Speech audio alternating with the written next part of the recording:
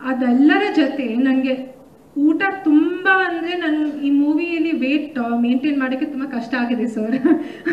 ಈ ಸಾಂಗಿಗೆ ನಾನು figure maintain ಮಾಡೋಕ್ಕೆ ಸ್ವಲ್ಪ ಕಷ್ಟ ಆಗಿತ್ತು, but I never forget items different varieties ಇರಲಿ, ಅವರು ತಿನ್ನಿಸೋ ಪ್ರೀತಿ ಅದೇ ನನಗೆ ಒಂದು ಇಂಪ್ರೆಷನ್ ಮಾಡಿದೆ more than the food.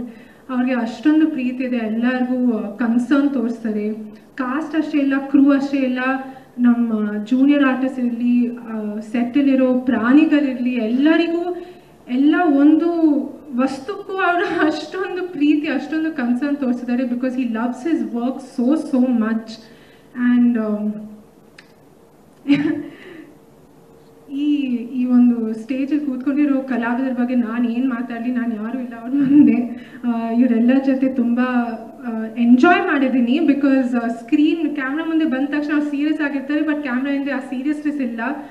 Jokes ಮಾಡ್ತಾ, ಸ್ಟೋರೀಸ್ ಶೇರ್ ಮಾಡ್ತಾ ತುಂಬ ಕಲ್ತಿದ್ದೀನಿ ಅವರಿಂದ. ಅವ್ರದ್ದು ವರ್ಕಿಂಗ್ ಸ್ಟೈಲ್ ನೋಡಿ, ಅವ್ರ ಪರ್ಫಾರ್ಮೆನ್ಸಸ್ ನೋಡಿ ನನಗೆ ಒಂದು ಸ್ಕೂಲ್ ಥರ ಇತ್ತು ಈ ಕಾಟರ ಎಕ್ಸ್ಪೀರಿಯನ್ಸ್.